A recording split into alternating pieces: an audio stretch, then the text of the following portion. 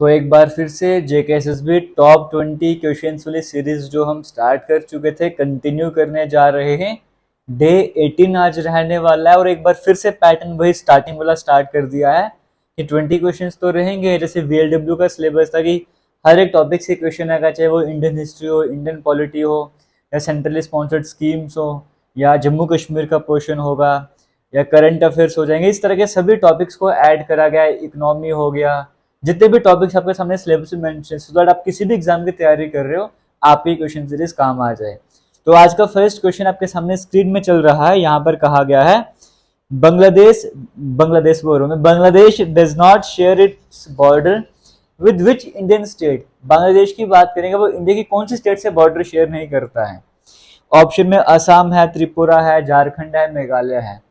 अभी इस चैनल पर आपके लिए मैं और भी सीरीज स्टार्ट कर चुका हूँ। वर्ल्ड मैप की वीडियोस आपके सामने आई हैं, बेसिक्स आपको कवर करवाएं, ट्रॉपिक ऑफ कैंसर, इस तरह की और भी वीडियोस आती जा रही हैं। वो वीडियोस भी आपके लिए इंफॉर्मेटिव है, वो वीडियोस भी देखते रहिए, वो भी काम आएंगी। अब जैसे आपको मैप की जानकारी नहीं, इस क्वेश्चन का आंसर ही नहीं दे पाओगे। अब ये आप याद थोड़ी ना कर सकते हो बांग्लादेश के आसपास क्या क्या है, चाइना के आसपास कौन से चल रहा है, या नेपाल के आसपास क्या क्या। अगर मैप दिमाग में, वो बड़ा आसान रहने वाला है। अगर आपको स्क्रीन में मैप भी देखने को मिल रहा होगा, बांग्लादेश देखो यहाँ पे ऑप्शन में क्या क्या है, असम, त्रिपुरा, झारखंड और मेघालय। अगर आप मैप की तरफ ध्यान दो और बांग्लादेश को देखो, जो वहां पे वेस्ट बंगाल के साथ में देखने को मिल रहा है, वहां पे हालांकि आप झारखंड वेस्ट बंगाल के पीछे की तरफ है, लेकिन जो बाउंड्री टच कर रही होगी वो वेस्ट बंगाल वाली बाउंड्री टच कर रही होगी। झारखंड तो टच ही नहीं कर रहा बांग्लादेश से, तो झारखंड जो है वो बाउंड्री शेयर नहीं करता। इसका मतलब option number C correct answer हो जाएगा। हालांकि मैप पर भी एक वीडियो बनाई गई है, ट्रिक की हेल्प को समझाया गया है, इंडियन ज्योग्राफी के नाम से प्लेलिस्ट होगी, वहां पे जाके वो वीडियो देख लेना। तो मैप के बारे में भी वहां पे समझाया गया है, ठीक है। आगे चलते हैं, सेकंड क्वेश्चन आपके सामने स्क्रीन में चल रहा होगा। रिवर शारदा की बात करेंगे। कहा जा रहा है ये नॉर्दर्न प्लेन से यूपी उत्तर प्रदेश के वहां पे जाके ड्रेन कर जाती है। प्लेन्स वाले एरिया में एंटर करने से पहले शारदा किस नाम से जानी जाती है। जैसे SARDA लिखा हुआ है, तो कहीं पर SHARDA, तो पर इसका नाम SHARDA शारदा देखने को मिले, वैसे शारदा स्पेलिंग होते हैं ये। एक बात और, जितने भी क्वेश्चन आज आपके सामने आएंगे जम्मू कश्मीर वाला छोड़ के, ये या तो किसी न किसी ईयर में CDS के एग्जाम में पूछे गए क्वेश्चन हैं, या PCS एग्जाम होते, चाहे वो वेस्ट बंगाल का होगा, चाहे झारखंड का होगा, चाहे हरियाणा का होगा। इस तरह के जो PCS के एग्जाम, जैसे JKPSC हो गया, PSC के जो एग्जाम होते हैं वहां पर आए हुए क्वेश्चन थे, ठीक है। तो क्वेश्चन आप अपने हिसाब से देख लो लेवल क्या है इनका। सेकंड क्वेश्चन में जैसे रिवर शारदा की बात की, इसका और के नाम से सिंपली ये पूछा गया। देखो सरस्वती है, भागीरथी, काली या पिंडर। इसे काली नदी के नाम से भी जाना जाता है, कभी महाकाली भी कहा जाता है। तो काली यहाँ पे करेक्ट आंसर हो जाएगा। इसका जो ओरिजिन है वो उत्तराखंड के पिथौरागढ़ डिस्ट्रिक्ट है, वहां से निकलती है और फिर यूपी में, फिर नेपाल के बॉर्डर में भी जाती है। तो इंडिया के उत्तराखंड और यूपी है ना, तो मेनली यूपी में जाने से पहले इसका नाम क्या होता है, काली, महाकाली कहा जाता है। तो ऑप्शन नंबर सी देखने को मिल रहा है, वो करेक्ट आंसर हो जाएगा।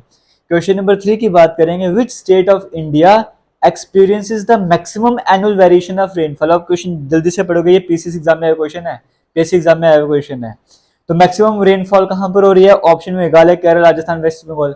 आप में से कोई मेघालय टिक कर देगा, कोई केरला टिक कर देगा, लेकिन क्वेश्चन ध्यान से पढ़िए। यहाँ पर ये नहीं पूछा जा रहा है कि मैक्सिमम एनुअल रेनफॉल, बीच में एक वर्ड ऐड करा गया है, maximum annual variation of rainfall.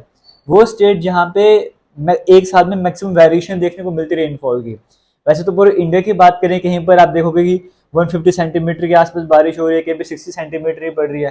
तो ओवरऑल इंडिया में भी वेरिएशन देखने को मिलती है, कि पर्टिकुलर स्टेट की बात करी जा रही है, वहाँ पे पूरे साल में ही वेरिएशन देखने को मिलती है। वो कौन सा है, क्या वो मेघालय है, केरला है, राजस्थान है, वेस्ट बंगाल। जो करेक्ट आंसर है, सबसे ज्यादा वेरिएशन जो एनुअल वेरिएशन देखने को मिलती है, रेनफॉल कभी ज्यादा कभी कम, किसी जगह ज्यादा किसी जगह कम, वो राजस्थान में देखने को मिलता है। तो option number C correct answer हो जाएगा। ऐसे जो नॉर्दर्न पार्ट है जम्मू कश्मीर के, वहां पर भी देखने को मिल जाता है तकरीबन, लेकिन मैक्सिमम राजस्थान में।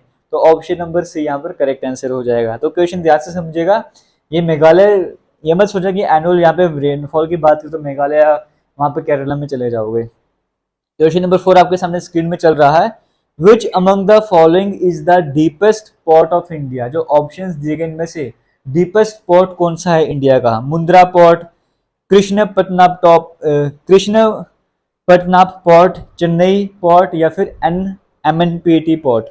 जो करेक्ट आंसर है वो सेकंड वाला जो आपको देखने को मिला कृष्णपट्टनम पोर्ट, वो करेक्ट आंसर हो जाएगा। जो आंध्र प्रदेश में और विजयनगर में एम्पायर था उसके राजा हुआ करते थे, उनके नाम पे नाम रखा गया है। तो option number B correct answer हो जाएगा। क्वेश्चन नंबर 5 आपके सामने स्क्रीन में चल रहा होगा, कहा जा रहा है who among the following was the second Portuguese governor in India. पुर्तगाली यहाँ पर आए थे, गवर्नर बनाते जा रहे थे, सेकंड गवर्नर कौन था? Vasco da Gama, Francisco de Almeida, Afonso de Albuquerque. Vasco da Gama भी गवर्नर था, लेकिन वो काफी टाइम बाद आया था, पहले तो ऐसे आया था चक्कर लगाने के लिए वो ना। तो जो पहला गवर्नर था वो फ्रांसिस्को डी अल्मीडा था। आपसे पहला पूछे नहीं, सेकंड पूछा है, तो सेकंड था अल्फोंसो डी अल्बकर। तो ये आपको ऑप्शन नंबर सी में देखने को मिल रहा है, वो करेक्ट आंसर हो जाएगा। आगे चलते हैं, ये हिस्ट्री पॉलिटिक्स सबकी प्लेलिस्ट बनी, वहां पे जाके वीडियोस देख सकते हो। और जेकेएसएसबी वीएलडब्ल्यू की पंचायत सेक्रेटरी की बात करेंगे, इसका पूरा कोर्स भी अवेलेबल है, टेस्ट सीरीज भी अवेलेबल है, दोनों के लिंक आपको वीडियो के डिस्क्रिप्शन बॉक्स में मिल जाएंगे, वहां पर जाके आप ज्वाइन करना चाहते हो ज्वाइन कर सकते हो। दोनों ही मिनिमम प्राइस में। अगर प्राइस भी आपको बताऊं तो वीएलडब्ल्यू का अप्रोक्सीमेट 400 के आसपास पड़ेगा और टेस्ट सीरीज 149-150 की रहने वाली है। तो ऑफर आपके लिए, आप आज भी जाके ज्वाइन कर सकते हो, आपको हेल्प मिलने वाली है। क्वेश्चन सीरीज तो यहाँ पे चलती ही रहेगी इस तरह से, और यहाँ पर भी सिलेबस ऑलरेडी कवर है, कुछ टॉपिक हैं वो भी करवा दूंगा, ठीक है। आगे चलते नेक्स्ट क्वेश्चन की बात करेंगे। Which one of the following sections of the golden quadrilateral is the longest in terms of route distance. देखो गोल्डन क्वाड्रिलेटर आपको पता है, जो मेजर 4 मेट्रो सिटीज में कनेक्ट करने का काम करता है, जैसे दिल्ली, मुंबई या चेन्नई, कोलकाता की बात करें, आपको शायद से मैं स्क्रीन में दिखा भी पा रहा हूँ। ये गोल्डन क्वाड्रिलेटर की बात करें, इसकी लेंथ 5876 किलोमीटर के आसपास कुछ ऐसी लेंथ है इसकी। कहा जाए इसके कौन से 2 सेक्शन ऐसे जाके मैक्सिमम लेंथ है, दिल्ली कोलकाता, कलकत्ता चेन्नई, चेन्नई मुंबई या मुंबई दिल्ली। देखो कलकत्ता चेन्नई की मैक्सिमम लेंथ है इसमें, जिसकी लेंथ मतलब 1700-1800 किलोमीटर के आसपास इस कुछ इस तरीके से ही है, तो वो सबसे मैक्सिमम। और मिनिमम आपसे पूछेगा तो चेन्नई मुंबई 1200-1300 किलोमीटर के आसपास की लेंथ रहने वाली है।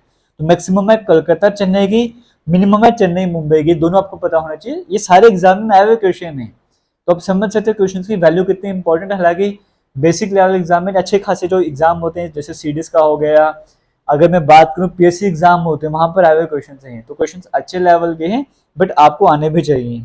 आगे चलते हैं, क्वेश्चन नंबर 7 आपके सामने स्क्रीन में है।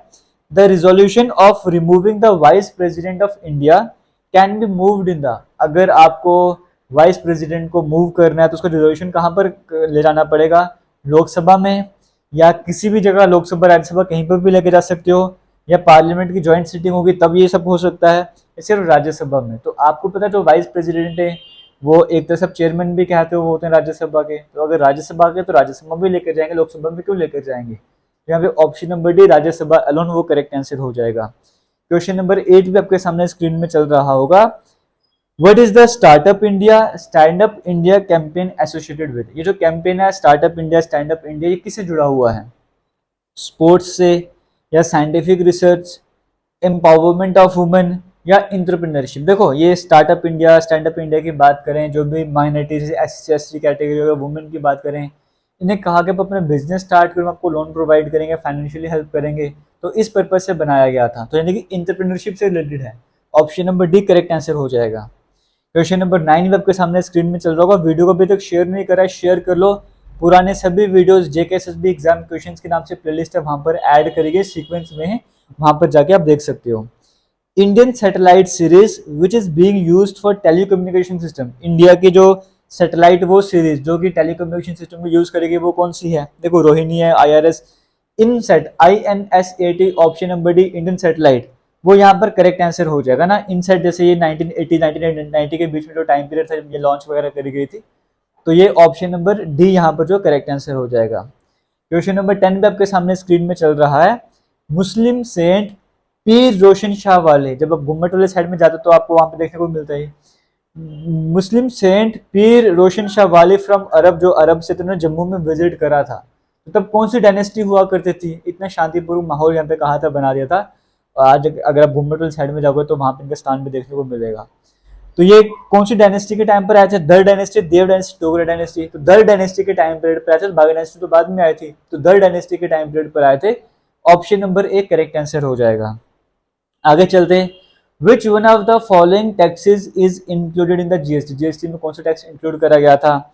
Central sales tax, central excise duty, VAT, इन सभी को जीएसटी में ऐड कर दिया, तो option number D all of this correct answer हो जाएगा। क्वेश्चन नंबर 12 आपके सामने स्क्रीन में चल रहा होगा। Dash is famous for being the world's highest, one of the लिखना है यहाँ पे, सोच रहे हैं यहाँ पे, one of the world's highest motorable pass, It is situated at a height of 5582 metre and lies near the Pangong Lake. Name the pass. एक ऐसा पास है जो पेंगोंग लेक के पास देखने को मिलता है, लगभग 5500 मीटर की हाइट में देखने को मिलता है और one of the highest motorable पास, उसका नाम क्या है? बारलाचला, ये मरसिमिकला जो ऑप्शन नंबर बी आपको देखने को मिले लद्दाख वाले साइड में, वो करेक्ट आंसर हो जाएगा। आगे चलेंगे, सभी एग्जाम में आए क्वेश्चन में क्या कर सकता हूँ यहाँ पे, ठीक है। Department of soil and water conservation of Jammu and Kashmir was established in, ये जो डिपार्टमेंट है सॉइल और वाटर कंजर्वेशन वाला जम्मू कश्मीर का, ये कब इस्टेब्लिश करा गया था? तो एक तरीका बताऊंगा याद करने का, तकरीबन 1947 में देश आज़ाद हुआ था, उसके बाद ही सब कुछ ऐसे प्रोसेस वगैरह चल रहे होंगे, तो वो 1947 का 1 तो आएगा ही आएगा, 9 भी यहाँ पर आ ही गया वैसे भी, तो 19 आपको याद, अगर 7 8 सीक्वेंस चल रही है 7 8 9, तो 1978 इस तरीके से याद कर सकते हो। Which power project is built on Chandra River in the Kishtwar district of Jammu Kashmir, यानी कि चंद्रा बोलो चिनाब बोलो, कौन सा प्रोजेक्ट ऐसा जो इस नदी में बनाया गया और किश्तवाड़ डिस्ट्रिक्ट में है? तो वो दुल हस्ती है, जो कि 2007 में शायद से ओपन करा गया था, तो ऑप्शन नंबर ए यहाँ पे करेक्ट आंसर हो जाएगा।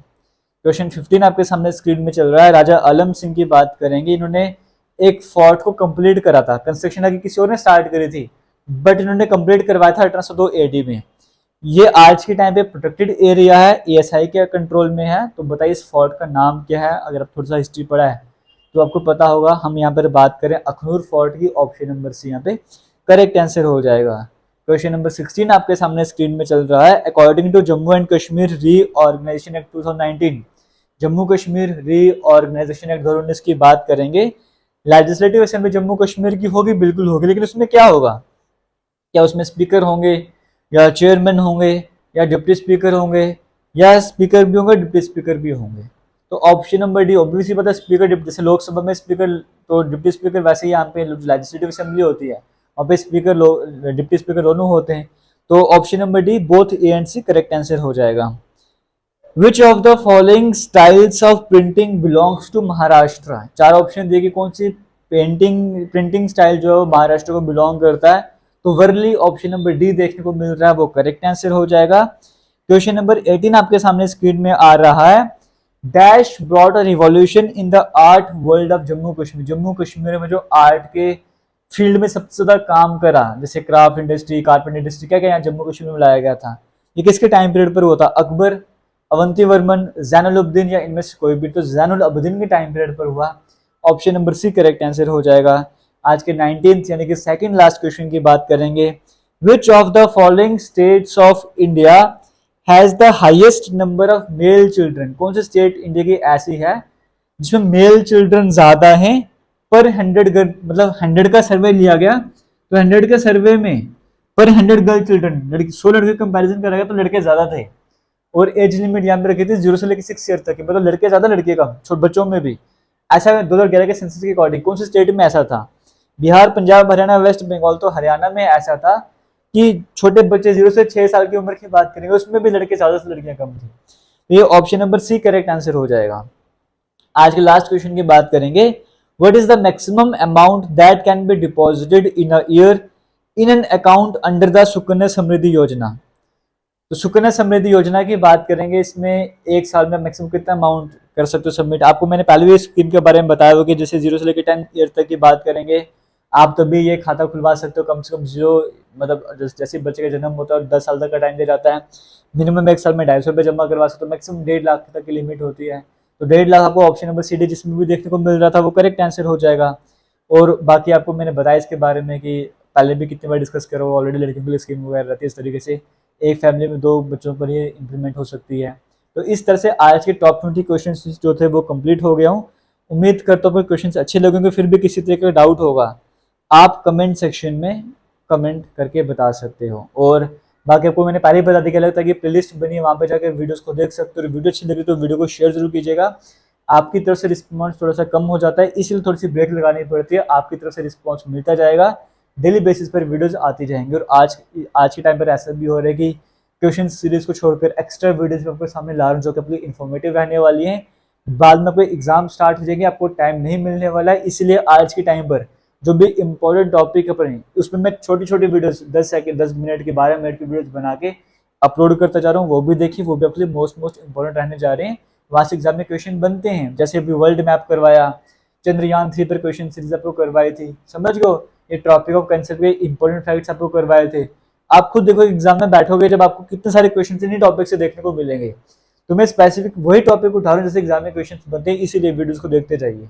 थैंक यू, जय हिंद।